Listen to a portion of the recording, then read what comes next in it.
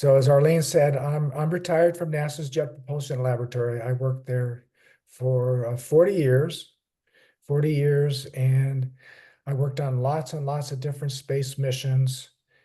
And I probably worked about half my career on the Mars program. And so in my talk today, I'll try to relate to how project management relates to Mars and how it relates to wellness teams. And right now, my focus in life is I'm a volunteer, NASA-supported solar system ambassador, and my goal is to try to bring the excitement of space missions that explore our universe. And so we're going to have Arlene. She's going to uh, put up and share my chart. So Arlene, can you start doing that, please?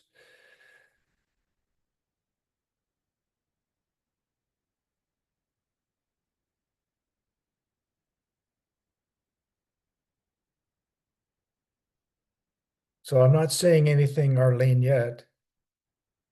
You can share my charts. Hold them for a moment. It's coming soon. Okay. There All you right. go. So there Can you you go. see? So there you see that's Mars, and right in the middle of the screen is Olympus Mons, and that's the tallest mountain in our solar system. It's even taller than Mount Everest. And so go to the next chart, Arlene, if you would, please. So I'll be talking about project management principles and then address what it's like to manage a space mission for NASA. And then I'll talk about lessons learned from Challenger. And as I do this, I'm going to try to relate how all this fits into Contra Costa Health's wellness teams. And I'll be doing that with these boxes. So this box says NASA project management isn't just about rockets, it's about people, purpose, pressure, and perspective. And I believe these themes wellness practitioners grapple with every day. Next chart, Arlene. So I'll address project management principles, and these principles they come from there's this organization called PMI, Project Management Institute, and that's a certifying organization for project managers. And so this is their main reference. And these principles, they serve as a guide for strategy, decision-making, problem solving, and they're intended to guide the behavior of people involved in projects. So on the right, I show a picture of a fellow from JPL where I'm from. He's a project manager. He's one of the best project managers I know, and I'll try to relate his background to how it applies to wellness teams and these different project management principles. So the first one is stewardship. And what's a steward? A steward, for example, I worked with NASA and the Jet Propulsion Laboratory, and they had certain ways of doing things, certain ways you treat people, certain ways you organize their projects. So in that case, I was a steward for those organizations. And these people, you want to try to act responsibly to carry out the activities with integrity, care, and trustworthiness while trying to follow all the different guidelines you get from these organizations. Then you have value and quality. And value, for a project manager or project team member, is to adjust the alignment of the project so your business objectives and the intended benefits and value. And value to me is the ultimate indicator of project success. And then you have quality, and that's where team members, they want to focus on quality that produces deliverables that meet the project's needs. And then you have tailoring. With NASA, the Jet Propulsion Lab, you have all kinds of rules and regulations. If you try to follow everything, you may not get anything done. So you have to you have to design the project around the development approach based on the context of the project. So you can't do everything that everyone wants you to do, but you have to tailor it so that you can just do just enough to ensure the project objectives are met. And then you have complexities. When I worked on projects, sometimes I felt our team members were making it too complex, going down a bad rat hole. And so I would try to correct the team to try to not make things so complicated, to try to simplify things. And then managers and project team members, they have to be adapt and resilient for changes around them, because change is happening all the time. You're not going to get everything you want. You're not going to get all the money you want or the schedule you want. And so you have to adapt to that, and you have to be resilient. And then you have stakeholders. Stakeholders could be your customers, your clients, your patients, your doctors, your nurses. And so team members, they have to engage these different stakeholders to the degree necessary to contribute to the success of the project. And then you have risk. There's all kinds of risk, both good and bad. And the project team and the project team members, they'd have to continue to evaluate your exposure to risk, both opportunities and threats, to try to maximize the positive benefits and reduce or minimize the negative inputs. And then later on, I'll talk about system thinking, what that means, leadership, and the importance of team. So my little box that goes along with this to try to equate all this to a wellness team is that NASA missions require emotional stamina, team cohesion, and clear communication under pressure. Now, getting back to this, Dr. John McNamee on the right here, he was the project manager of the last mission that attempted to land on Mars. This is the Perseverance rover. It attempted to land on Mars a little over 4 years ago. And landing on Mars is extremely difficult, and about 40% of the missions that tried to do it failed. So I'm going to show you a video about what it's like to land on Mars and try to think about these principles and see which, if any of these, you can see in the video. So Arlene, if you could go to the video, please.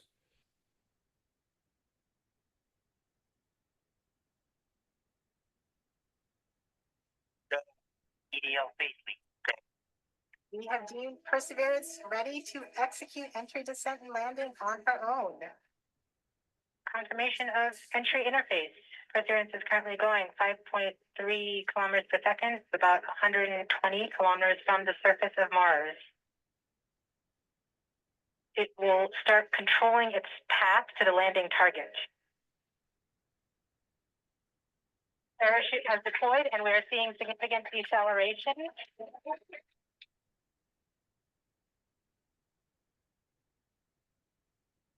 The heat shield has been separated. Perseverance now has radar lock on the ground. The backshell has separated.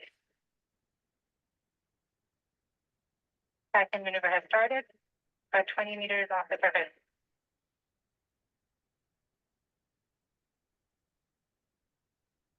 Tango Delta, nominal. Touchdown confirmed. Perseverance safely on the surface of Mars. Seeing the sound of past life.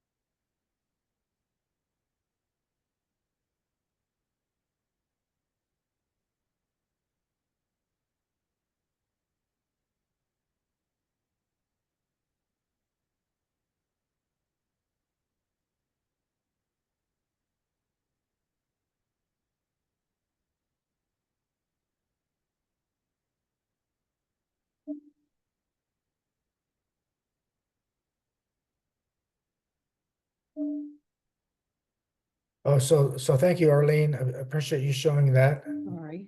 Maybe we go on to the next chart. So some of the things I saw in that video about what it's like to land on Mars are quality, all the quality that went in to do that, to land on Mars. Because it wasn't only just that one spacecraft. There was 5 other spacecraft in orbit around Mars relaying that data back down.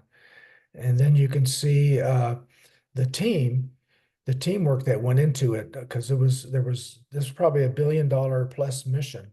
And so it really took a lot of teamwork to do that. And so I'll go on talking about these project management principles with teams. And so projects they're delivered by project teams, and probably on the Perseverance rover, there's probably probably 30, at least 30, maybe more teams doing that with all kinds of different subsystems and so on and so forth. And these teams have to work within the organizational and professional cultures and guidelines.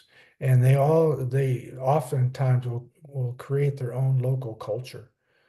And so these teams have to work collaboratively together to align to the organization's cultures and guidelines.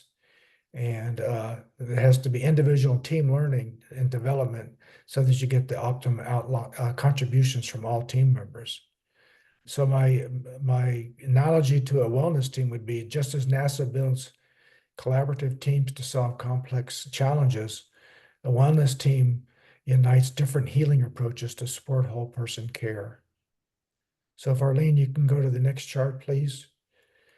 So then you have system thinking, and on a NASA space mission, there's lots of system thinking because you have to look at the big picture of everything. And this way, your team or team members need to recognize, evaluate, and respond to the dynamic circumstances within and surrounding the project in a holistic way to positively affect project performance. And so what does holistic mean? That's a complicated word, but to me, holistic is characterized by the belief that the parts of something are interconnected and can be explained only by reference to the whole. And so a project team is a system of interdependent and interacting domains of activities. And system thinking entails looking at holistically how all the parts are integrated with each other and with external systems. And because everything is constantly changing, requiring consistent attention to both internal and external conditions. So in the bullet or the box down at the bottom, I put, just as NASA uses system thinking to manage the complexity of space missions, a wellness team applies holistic thinking to coordinate emotional, physical, and cultural dimensions of care into a unified approach to healing. And so on a NASA project teams, you usually have one of the key team members you have is called a project system engineer, or a chief engineer for a project. And this is the person looking at the big picture to see how everything's interconnected. And if you go on to the next chart, Arlene. So this is like a t-shirt with what these people really wear, which is what they do is they do precision guesswork based on unreliable data provided by those of questionable knowledge. And I forgot to put a box like this, but there's probably some sort of equivalent that goes with a wellness team member. So next chart. And then you have leadership, which is probably the most important thing. And in this case, team members need to demonstrate and adapt their leadership behaviors to support individual and team needs. And a leader, it's not just like the project manager or the head of a wellness team that's a leader. It's all team members have to be doing that, regardless of what your authority is, because you want to lead by examples. And effective leaders, they adapt their style to the situation. And leaders, they have to recognize the difference in motivation among their different project team members. And so the box that goes along with this, that maybe is an example for a wellness team, is everyone leads by example, regardless of title, just as NASA expects leadership at all levels. So next chart, Arlene. So here I'm trying to discuss what are NASA's best practices adapted for emotional wellness team. So on the left is one of NASA's best practices is lots of mission planning, lots and lots of mission planning. And the analogy for the wellness team could be something like maybe session design or goal setting. And NASA pays a lot of attention to risk management. And maybe with the wellness team, the analogy could be burnout monitoring or safety checks. Then system engineering, maybe the equivalent wellness team is integrative modalities. What the heck is modalities? What I wrote here is different ways of helping people feel better.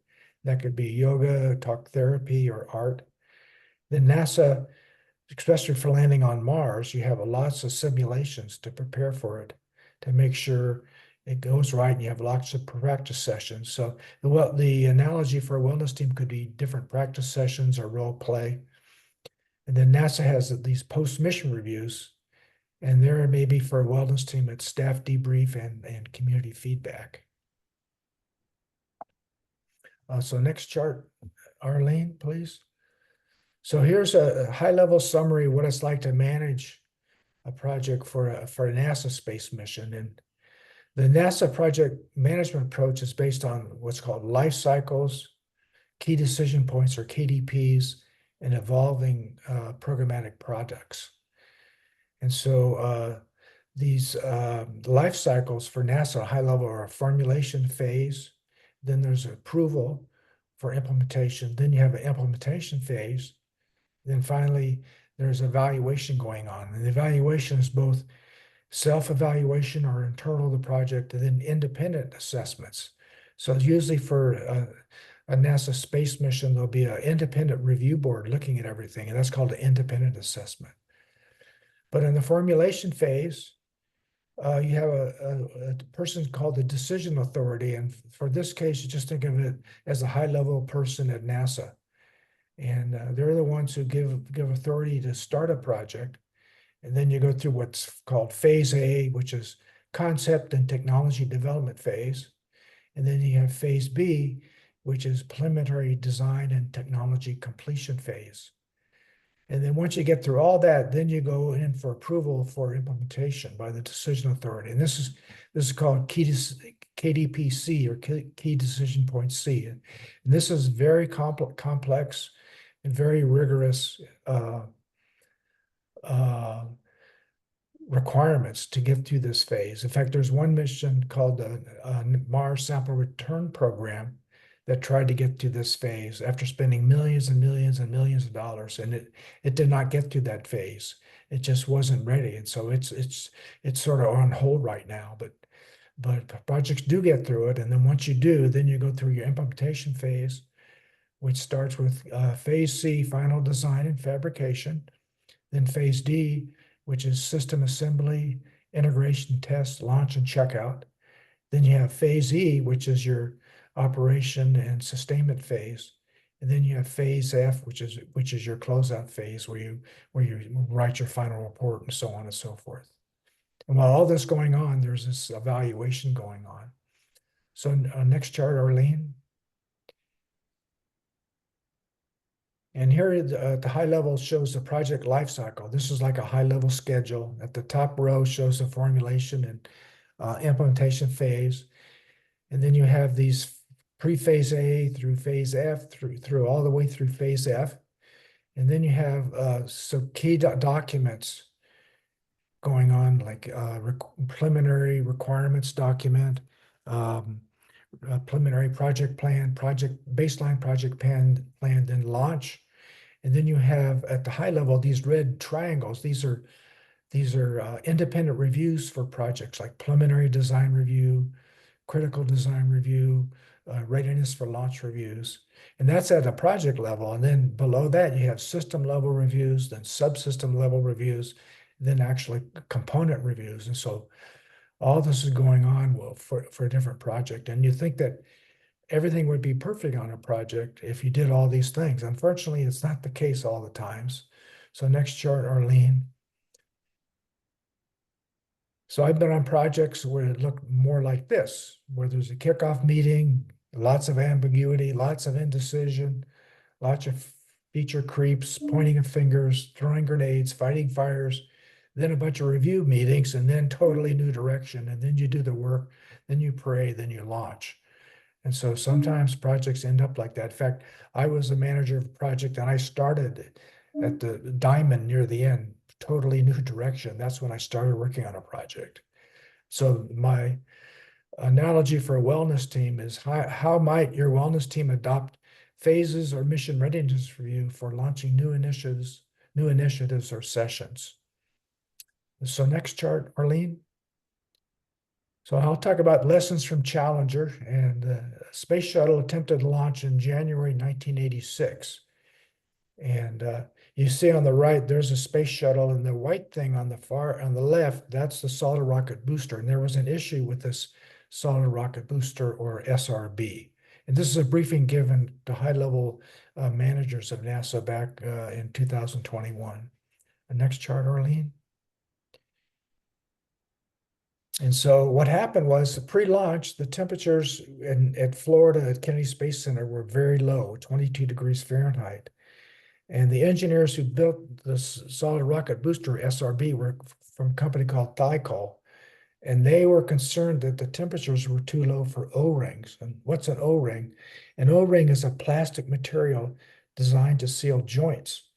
And at low temperatures, they do not work that well. So next chart. So the summary of the accident, there was escaping gases were seen from the lowest solid rocket booster joint at liftoff. And on the right, you see a blue circle, and you can see gases escaping from this solid rocket booster. And then a few seconds later, on the left, you see an arrow pointing to another leakage of gas. And so what happened was this O-ring started leaking, and then it resealed during ascent. And then the vibrations and crosswinds caused a catastrophic loss of the sealing. And the support structure failed, and the whole space shuttle blew up. Loss of 7 lives, 73 seconds into the flight. So next chart. And this is a summary of the contributing factors: normalization of deviations, organizational silence, and then a silent safety organization. So all these things were going on. All these things were put in place to catch this error, but it didn't happen because of these 3 factors. So now I'll try to relate these factors into what would happen with the wellness team. Next chart. So this is lessons learned from Challenger and the wellness team equivalent. And the engineers warned about the problem with these O-rings, but their concerns were overridden.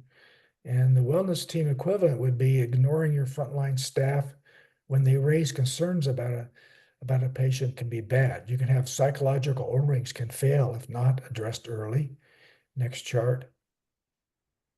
And then there was a miscommunication between layers of responsibilities from the leaders of NASA to the contractors, Thiokol, and engineers. And then the wellness team equivalent, there's probably, this can occasionally go on where there's miscommunications from all the different people involved. So the lesson learned is all voices must be heard across all levels of care. And then next chart, Arlene. There was a groupthink and pressure to launch. NASA leadership, what they did is they prioritized schedule and image over having a safe launch. And that led to flawed decision-making. And so probably something could happen like that with the wellness team where you just care about getting your patient out the door back home in their car, but maybe they're not really ready. And so speed and optics must never override well-being. So in summary, I want to, this chart, this presentation is in honor of the space shuttle crew, and unfortunately, they're the ones who had to go through this launch and use this as a lesson learned from various different organizations. So that's the end of my talk. I don't know if there's any time for questions, but I'll be here to answer any questions as they may come up.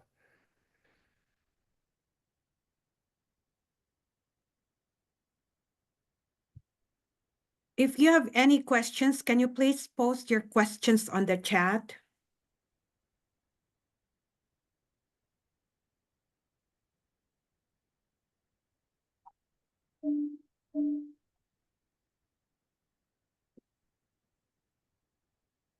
So we have a few comments right now. It says, thank you for your service and for your presentation. You're welcome. You're welcome. So as a project manager for a big organization, the question that was posed to me was, what was the most human-related factor that you think is most important in making your project a success? How did you take care of the well-being of your project team members? Oh, that's a good point. And I think that I have a background in the military. I was in the Navy, retired Navy, and what I learned was that officers eat last. And so you want to make sure you care for your people first before you start caring for yourself. And so managing a project, you can't do it without the people. So that's just a reminder is the officers eat last and the people in your organization, they come before you regardless. Thank you for that wonderful quote, officers eat last. Another question, with all these high impact planning events, did your team take wellness breaks? Well, yeah, we would try to do that. For example, JPL has a rule, you have to take vacation and you use it or leave it. You either use it or you lose it. And so some people would not take vacation. And they say, can you make it so that I can get out of this rule so I don't lose my vacation? I said, no, go on vacation. You earned it. You earned it. And don't come to work when you're sick either. So yeah, it happens all the time. Some people just get too carried away and they only want to go on vacation. Thank you. We have another question. How do you guys encourage your team members to speak up and avoid silent safety organization? Oh, that's a good question. I don't even think I know the answer. I just think having lots of team meetings is good. And like sometimes I don't feel comfortable around a lot of people, but I do know that if I have lots of meetings with people, after a while I start feeling comfortable with them, and I think it's the same with them. So I would say, when in doubt, over communicate, and telling people, hey, you got to speak up, and especially for a space mission, it's very, very important. And NASA set up rules so that what happened with the space shuttle accident won't happen again. It should not happen again, because everybody knows they have to speak up, even down to the janitor and the lowest levels of the organization, that everybody needs to speak up and be encouraged to speak up and not be frightened to talk. Thank you. Another question, how do you manage your own wellness health on a daily, weekly basis? Well, I try to get sleep. Like I have a goal. I like early to bed, early to rise. So I try to always get 8, 9 hours of sleep every night, regardless. So that's one of the things I do. And I learned that I was reading the biography of one of these senior generals during World War II, and that was his thing. At 5 o'clock, he goes home. That's it. He's done, regardless. And he was a general and he goes home promptly. He goes home. He makes sure he's the first to go home, not the last. Thank you. Do you know what's the procedure right now of NASA's policies on how to take care of the families of their astronauts or their space people? No, I don't know. I don't know much about that, but I do know that they encourage communications between the astronauts and their family team members, like the people on the space shuttle. They have special time set up for the astronauts to communicate with their family and loved ones. So that's all prearranged, that this is all set up so that they have private time with the important people in their lives. I see. How do you recommend working alongside individuals that are not mentally mature in your organization? Not mentally mature. I don't have any recommendations. I've never had that experience, so I don't want to give any advice that'd be bad. Thank you. With what happened to the Challenger crew, which is very unfortunate and very sad, do you remember how NASA took care of their families after the event? No, but I do know that within a day or so, President Ronald Reagan gave a speech, and I'm sure that knowing him, he probably encouraged his team members to make sure that he could have some quiet time with those people. I'm sure something like that happened because he was very empathetic what happened there. As you can see that in the speech he made right afterward, or within a day or so afterwards. I see. Well, it's past 12:35. We would like to thank you, Mr. Lehman, for sharing with us your generous